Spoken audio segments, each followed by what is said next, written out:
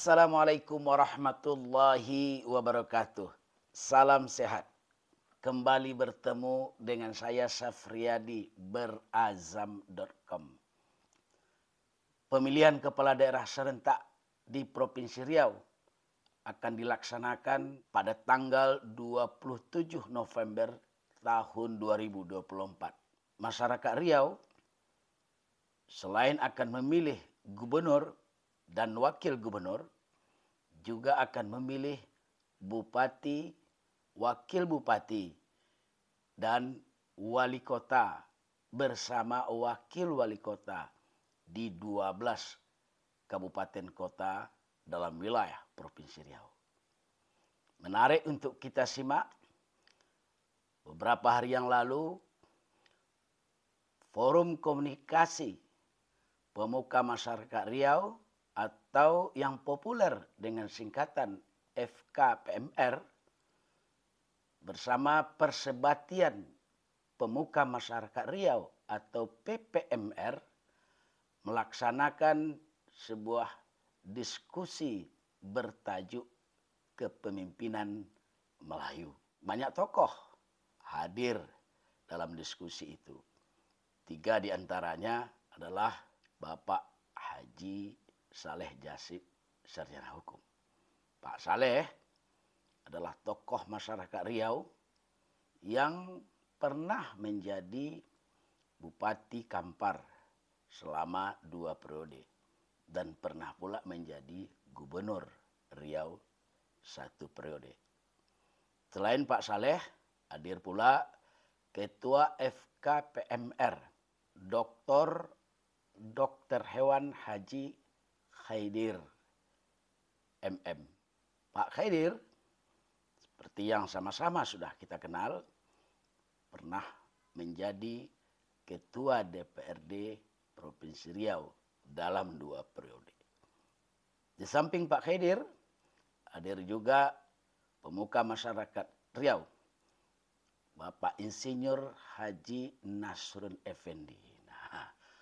Bang Nasrun ini saya memanggilnya Bang Nasrun. Bang Nasrun ini anak dari salah satu tokoh masyarakat Riau dan lama menghabiskan karirnya di birokrasi. Baik di pemerintah Kota Pekanbaru maupun pemerintah Provinsi Riau. Apa hal yang menarik untuk kita bentangkan dalam diskusi itu? Yang menarik adalah ada semacam keprihatinan dari para tokoh terhadap munculnya figur-figur bakal calon gubernur dan wakil gubernur yang saat ini sedang berebut partai untuk mendaftar ke Komisi Pemilihan Umum pada tanggal 24 Agustus tahun 2024 ini. Ending dari dialog kepemimpinan itu, FKPMR bersama PPMR mengeluarkan beberapa pernyataan sikap. Pernyataan sikap itu sesungguhnya adalah pernyataan sikap yang membentangkan tentang konsep kepemimpinan dalam masyarakat Melayu, sekaligus mengubah kriteria-kriteria figur pemimpin dalam masyarakat Melayu.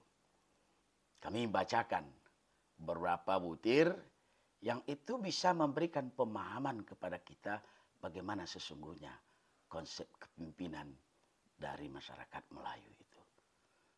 Merupakan keniscayaan dalam memilih seorang pemimpin dilakukan dengan sangat berhati-hati. Cermat, arif, menimbang, dan bijak menakar. Pemimpin harus memiliki karakter kepemimpinan sidik atau lurus, jujur, amanah atau terpercaya, fatonah atau cerdas, dan tablik dalam kurung komunikatif. Pemimpin mestilah sosok yang memiliki integritas yang teruji, memiliki kapasitas, kapabilitas, dan kredibilitas serta kompetensi yang mumpuni, tahu dan paham menjawab dan memberikan solusi konkret dan inovatif terhadap berbagai persoalan pembangunan dan kemasyarakatan di Riau. Apabila seorang pemimpin yang dipilih tidak tahu diri atau tidak tahu hak dan kewajiban, tidak memiliki kemampuan untuk memimpin, berkhianat, memimpin dengan sewenang-wenang, maka binasalah umat dan rusaklah negeri. Mendesak partai politik memilih dan menetapkan calon gubernur Riau, wakil gubernur Riau, maupun calon bupati, wali kota di Provinsi Riau harus terhindar dari konflik kepentingan individu maupun partai dan mesti menempatkan kepentingan rakyat untuk menciptakan Riau yang lebih maju. Apa yang menjadi pertimbangan dari kedua organisasi kemasyarakatan ini mengeluarkan pernyataan sikap itu? Bahwa pemilihan gubernur Riau dan pemilihan bupati wali kota seprovinsi Riau dalam pilkada serentak tahun 2024 merupakan agenda dan momentum yang amat berharga bagi Riau untuk memilih pemimpin guna mewujudkan pembangunan masyarakat yang lebih maju, lebih sejahtera, dan lebih berkeadilan demi masa depan Riau yang cemerlang, gemilang, dan terbilang. Bahwa otonomi daerah memberikan kewenangan kepada masyarakat di daerah untuk berpartisipasi dalam penyelenggaraan pemerintahan di daerah. Dalam konteks tersebut, partai politik wajib menyesuaikan dengan aspirasi daerah.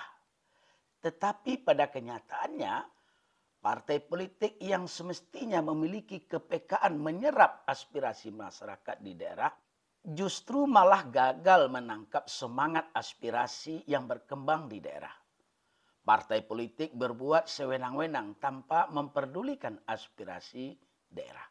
Partai politik hanya mengedepankan kepentingan partainya, tidak mau mendengarkan kepentingan masyarakat di daerah. Bahwa dalam kearifan budaya Melayu, pemimpin adalah orang yang menyandang predikat, yang diberikan kepercayaan, yang diberikan kekuasaan, yang diberikan beban berat, yang diberikan tanggung jawab, yang diikat janji dan sumpah, yang disimpai petuah amanah.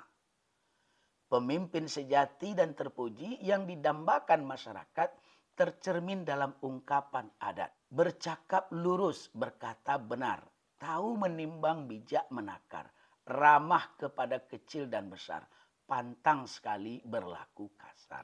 Bahwa pemilihan gubernur Riau dan pemilihan bupati wali kota seprovinsi Riau dalam pilkada serentak tahun 2024 merupakan agenda dan momentum yang amat berharga bagi masyarakat Riau untuk memilih pemimpin guna mewujudkan pembangunan masyarakat yang lebih maju, lebih sejahtera, dan lebih berkeadilan demi masa depan Riau yang cemerlang, gemilang, dan terbilang. Dalam 2 halaman pernyataan sikap ini, kami menyimpulkan 3 hal. Yang pertama, pernyataan sikap ini dialamatkan kepada masyarakat Riau. Mengapa kepada masyarakat Riau? Karena yang akan memilih pemimpin itu adalah masyarakat melalui pemilihan umum atau yang lazim kita kenal dengan istilah pesta demokrasi. Dalam pesta demokrasi, hukum pemilihan adalah kedaulatan berada di tangan rakyat. Rakyat yang menentukan pemimpin. Rakyat yang menentukan nakhoda masyarakat di bumi lancang kuning ini. One man, one vote dalam demokrasi. Satu orang memiliki hak satu suara. Jadi pada pemilihan pilkada serentak nanti, jangan abaikan hak suara Anda. Satu suara Anda sangat menentukan masa depan tanah Melayu ini. Pilihlah pemimpin yang menurut orang tua-tua kita sudah ditabalkan dalam konsep budaya Melayu. Yang kedua, pernyataan sikap ini dialamatkan kepada partai politik. Kenapa ditujukan kepada partai politik? Karena menurut undang-undang, partai politiklah yang memiliki hak kewenangan mengusung bakal calon sehingga figur yang menjadi bakal calon itu menjadi calon gubernur dan calon wakil gubernur. Itu undang-undang.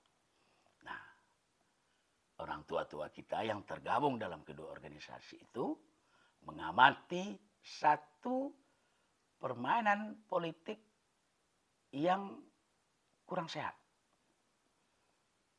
Yang lebih berorientasi kepada kepentingan partai tanpa melihat aspirasi masyarakat yang berkembang terhadap figur bakal calon. Yang ketiga, timbulnya kesadaran bersama dari orang tua-tua kita yang tergabung dalam kedua organisasi itu terhadap pengelolaan sumber daya alam daerah. Riau, seperti yang kita pahami bersama-sama, adalah provinsi terkaya di Indonesia. Hanya ada 4 provinsi yang sumber daya alamnya selama ini menjadi devisa bagi pembangunan nasional. Di samping Riau adalah Aceh, Kalimantan Timur, dan Papua. Dulu kita berjaya dengan minyak yang dikelola oleh Caltech atau Chevron. Satu hari bisa mencapai 1 juta barel produksinya. Tapi ekonom Mubiarto ketika melakukan penelitian pada kawasan daerah pesisir di era tahun 1998 menyimpulkan dalam sebuah bukunya bertajuk Riau dalam Kancah Ekonomi Global mengatakan bahwa terjadi sesuatu yang paradok pada Riau yang kaya raya, yang memiliki produksi minyak terbesar di Indonesia. Masyarakatnya justru hidup dalam kemiskinan. Itu era minyak. Sekarang era minyak sudah mulai berakhir. Kita memiliki era sawit. Areal perkebunan sawit membentang Mbak Permadani. Silakan kalau Anda berada di atas pesawat, ingin landing ke tanah Melayu ini. Permadani hijau, kebun kelapa sawit membentang di mana-mana. Tapi siapa yang menikmati? Lihatlah infrastruktur jalan, pembangunan gedung sekolah, dan kesejahteraan masyarakat. Semuanya dikuasai oleh oligarki. Masyarakat Riau apakah tidak memiliki kebun kelapa sawit? Ada. Tapi tidak berbanding lurus dengan lahan yang dimiliki oleh perusahaan-perusahaan besar di tanah Melayu ini. Itu perkebunan sawit. Masih banyak potensi sumber daya alam lain yang dimiliki oleh negeri ini. Tetapi semua potensi sumber daya alam itu sampai sekarang juga belum mampu memakmurkan kehidupan masyarakat Riau. Inilah yang di dalam pernyataan sikap kedua organisasi ini menyebut bahwa Riau adalah negeri yang memiliki segala-galanya. Karena itu orang tua-tua kita yang bergabung dalam organisasi ini meminta kepada partai politik, ia dengarkan juga aspirasi kami di daerah. Nah, sejak 1998, Riau ini memang dipimpin oleh tokoh-tokoh Melayu yang memiliki rekam jejak dan integritas yang mumpuni. Kita kenal misalnya Pak Salih Jasid. Kita kenal juga Pak Rusli Zainal. Kita kenal juga Pak Anas Makmun. Kita kenal juga Pak Arsyad Julundia Rahman. Kita kenal juga Pak Wan Tamrin Hasim. Kita kenal juga Pak Samsuar. Dan yang sekarang kita kenal juga dengan Pak S.F. Haryanto. Ini adalah pemimpin-pemimpin yang sejak Orde Reformasi sampai sekarang diberi amanah oleh rakyat dan pemerintah untuk menganakhodai bumi lancang kuning ini. Konsep kepemimpinan bersesuaian dengan daerah di Riau Melayu ini adalah karena menyesuaikan ya dengan adat istiadat dari nilai-nilai budaya Melayu itu sendiri. Sebagaimana kita ketahui bahwa Riau ini adalah negeri Melayu yang penduduk asalnya berasal dari Melayu. Nah, hari ini penduduk Riau ini beragam suku etnis, beragam profesi, beragam manusia ya. Nah, sehingga tidak lagi memakai konsep satu gitu, tetapi beragam kan. Nah, ini kita sebut dengan konsep Melayu sekarang. Namun tidak lali daripada nilai-nilai Melayu asalnya, yaitu Islami. Jadi konsep pemimpinan itu harus sesuai dengan satu adalah yang mempunyai kriteria sesuai dengan sifat-sifat Islami. Nah, antara lain harusnya petona, haruslah sidik, haruslah tablik, dan betul-betul orang yang mempunyai kapabilitas dan kompetensi yang cerdas kan. Nah, itu satu. Nah, yang kedua, nilai-nilai budaya Melayu itu adalah keteladanan. Seorang pemimpin harus menjadi teladan bagi masyarakat Melayu. Jadi kita tidak pernah memikirkan apakah orang itu orang Melayu asli atau orang pendatang. Tidak pernah. Karena yang perlu siapapun orang yang ada di Riau, di bumi Melayu ini, pemimpinnya harus memenuhi syarat seperti itu. Kurang lebih seperti itu yang pemimpin di konsep Melayu Riau ini. Di zaman era Orde Baru, konsep ini tidak begitu berjalan karena ditentukan oleh sentralistis. Bahkan mungkin sama sekali tidak menyentuh dengan aspirasi dan adat budaya Melayu. Namun itu era Orde Baru dan sentralistis yang terpaksa kita terima. Namun di alam reformasi ini berbeda, di mana demokrasi kepada masyarakat sudah diberikan hak untuk berpendapat, hak untuk memilih, maka masyarakat Melayu telah kembali menggerakkannya atau mewujudkannya dalam bentuk aspirasi-aspirasi dengan nilai-nilai tadi. Nah, sejak reformasi berturut-turut dipimpin oleh orang Melayu asli Riau kebetulan yang mempunyai sifat-sifat seperti tadi. Nah, meskipun ada juga masyarakat yang pendatang yang sudah jadi orang Riau Melayu juga, tapi dalam pemilihannya tetap tidak berhasil melebihi daripada orang-orang asli Melayu. Itu yang sudah terjadi. Momen pilkada hari ini, di mana partai-partai yang akan mengusulkan calon-calon ini mestinya mendengarkan aspirasi seperti yang kita sampaikan di muka, yaitu aspirasi yang berkembang dengan kemelayuan tadi. Nah, tetapi yang muncul hari ini yang kita lihat, keputusan-keputusan partai pengusung itu justru diputuskan oleh partai pusatnya, oleh DPP-nya. Partai di daerah itu hanya menerima pendaftaran lalu menyampaikan ke pusat. Nah, pusat yang memutuskan tanpa melihat atau bahkan kecil sekali kemungkinan melihat aspirasi yang berkembang di daerah. Nah, ini yang mungkin kita khawatirkan akan terjadi banyak penyimpangan dari nilai-nilai kepemimpinan Melayu mendatang. Kita himbau DPP partai ini kalau memutuskan mengusung calon-calon itu, mohonlah diperhatikan aspirasi yang berkembang, terutama kriteria kepemimpinan yang sesuai untuk Melayu ini. Karena dengan pemimpin yang bisa diteladani, dengan kemampuan yang kapasitas yang kita sampaikan tadi, itu sudah pasti akan memberikan dorongan terciptanya kondisi yang kondusif kepada seluruh masyarakat Riau yang berbilang suku ini untuk bangkit dalam membangun negerinya, mensejahterakan percepatan pembangunannya. Kalau kita lihat dari satu sisi, bisa melakukan perubahan itu dengan cepat. Nah, jangan kita bandingkan dengan ukuran lain. Ukuran ini kita bandingkan dengan ukuran kondisi hari ini, di mana cawe-cawe pusat juga masih berkuasa. Jadi ada batasan-batasan ketentuan di daerah yang tidak bisa diwujudkan oleh pemimpin yang skala daerah ini. Masih tergantung dengan skala-skala pusat. Itu bagian yang harus kita jadikan pembandingnya. Kalau itu yang ukurannya, maka kita anggap mereka sudah berhasil. Harapan kita ya partai politik di pusat dan kemudian kebijakan pusat untuk bisa memberikan peluang ya, menangkap aspirasi di daerah kita supaya di negeri ini akan bisa menjadi bagian dari Indonesia yang makmur dan sejahtera juga. Dari pernyataan yang disampaikan oleh Bang Nasrun, jelas terjadi pergeseran konsepsi kepimpinan Melayu.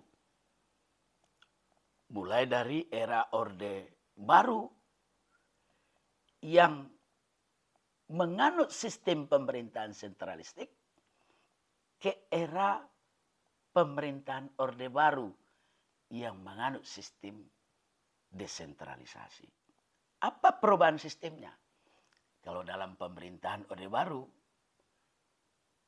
kita menganut sentralisasi. Semuanya tersentral di tangan pemerintah pusat. Pemimpin pun ditentukan oleh Jakarta. Ingat, kasus 2 September 1985. Puncak dari kemarahan masyarakat Riau yang tidak memilih Imam Munandar sebagai calon utama Gubernur Riau. Imam Munandar kalah 2 suara dari Ismail Suko. Tapi kemudian yang dilantik menjadi Gubernur Riau tetap Imam Munandar. Itu sistem sentralisasi yang tidak bisa dibantah. Lalu Orde Baru berganti ke Orde Reformasi. Mestinya desentralisasi itu memberikan peluang celah kepada daerah untuk menentukan pemimpinnya. Tapi desentralisasi tadi kembali bergeser ke sentralisasi. Cuma sentralisasinya tidak dikendalikan oleh pemerintah, melainkan oleh partai politik. Oleh karena itu, Bang Nasrun tadi menyampaikan aspirasi masyarakat daerah Riau. Bahwa ya partai politik, dengar-dengar juga lah aspirasi kami di daerah. Supaya apa? Karena kami yang paling tahu siapa yang kalian tentukan dalam seleksi calon gubernur dan calon wakil gubernur Riau itu. Kita simak penjelasan Fauzi Qadir, kritikus sosial sekaligus sosiolog di Riau ini. Itu kan sudah, kalau sudah pembicaraan firman itu selesai sudah itu. Ya kan? Amanah, Patona, Sidik, Tabligh, udah selesai. Persoalannya memahami amanah itu problemnya. Memahami amanah artinya dia memahami tanggung jawab yang dia harus tangkap, yang harus dipertanggungjawabkan pada masyarakat itu. Ya itu yang kadang-kadang selip tuh kemana simpang bingung itu kan. Masuk simpang bingung tak kemana-mana dibawa-bawa, ya kan macam lain-lain putus. Itu problemnya. Dan asumsi normatif itu diterjemahkan dalam empiris menjadi suatu teori. Nah ketika itu menerjemahkan itu salah, apalagi mau menjalankan. Ya kan apa yang mau ditangkap? Terjemahkan aja paham ya. Terjemah aja salah. Amanah itu dikiranya ya dibawa-bawa kantong kemana-mana. Dikasih partai. Itu udah tak jelas lagi kan. Pada amanah itu dia ambil tanggung jawab pada masyarakat itu. Dia pahami, dia rumuskan. Lalu menjadi satu kebiasaan masyarakat. Lalu ada solusi. Bagaimana jalan keluar kita. Bahwa ini tugas kita bersama gitu. Nah itu yang selip. Masuk ke simpang bingung. Awak pun tak ikut lagi kan. Ikut lagi. Apa yang mau diteladan lagi? Nah dikritik orang dipanggil Polda. Dari mana posisi lagi kan. Tak jelas lagi tuh. Dikiranya sara pula awak. Padahal itu diterjemahkan jadi satu real empiris. Kalau masuk spek itu tak masuk tuh. Kalau dia tak masuk. Nah partai itu harus kuat penyaringan. Abang Nasrun bicara tadi. Aspirasi pusat terlalu tinggi. Jadi icak-icak desentralisasi kan. Nah yang kita maksud adalah negara ini memfasilitasi politik lokal. Negara ini memfasilitasi politik lokal sesuai dengan tujuan bernegara. bahwa negara ya toh, memfasilitasi untuk menjadi satu. Bagaimana kecerdasan, memfasilitasi loh, bukan mengintervensi, beda itu. Ya, nah, terjadi intervensi, sentralisasi, terbalik-balik dah tuh teori itu. Nggak ada lagi simpang bingung, hilang calon awak. Ambillah sama pusat semua itu. Hari kemerdekaan ini kita rayakan satu. Riau dapat limbah. Kedua, aset Riau habis. Tanah Riau udah kasih semasing. Berapa orang Riau punya pabrik PKS? Dalam industrialisasi tidak ada orang Riau. Tidak terlibat. Penjelasan Bung Haidir dalam 4.000 DPHR itu 200 orang. 200 ya? Betul, 20 apa 200? 2%. Tak sampai 2%. 200. Bayang, tanah habis. Semua tanah kerajaan atau tanah ulayat punah. Sama siapa kita mau? Rakyat banyak pengangguran. Degradasi intelektual kita terjadi di mana-mana. Di Riau banyak orang tak makan. Lah, mau bicara apa kita? Kepemimpinan. Siapa yang mimpin? Kan Jakarta. Yang tadi Bang Nasrul bilang, apa nak diteladani? Akhirnya apa? Kami berkelahi sesama orang Melayu. Awak hantam dia kata sana, aku ini ditekan pusat. Saling curiga yang muncul ya. Yang timbul kita berkelahi sama pimpinan Melayu. Jadi apa kata Anwar Ibrahim? Hebat Melayu, tanah Melayu habis. Hebat Melayu, hutan Melayu habis. Hebat Melayu, duit Melayu diambil asing. Hebat Melayu, tukang bayar hutang, duit ada.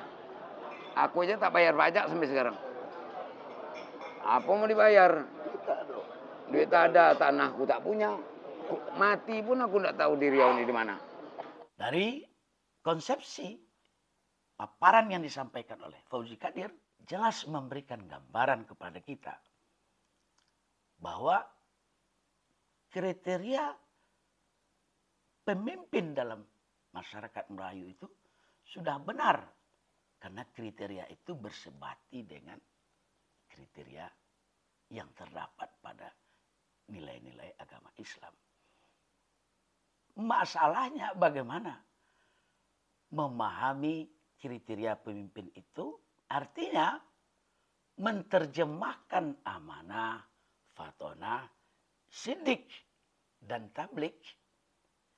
Ini yang belum terimplementasikan dengan baik dan benar. Sehingga pemimpin yang kita pilih dalam 4 kriteria itu selalu tidak bersebati dengan nilai-nilai budaya Melayu.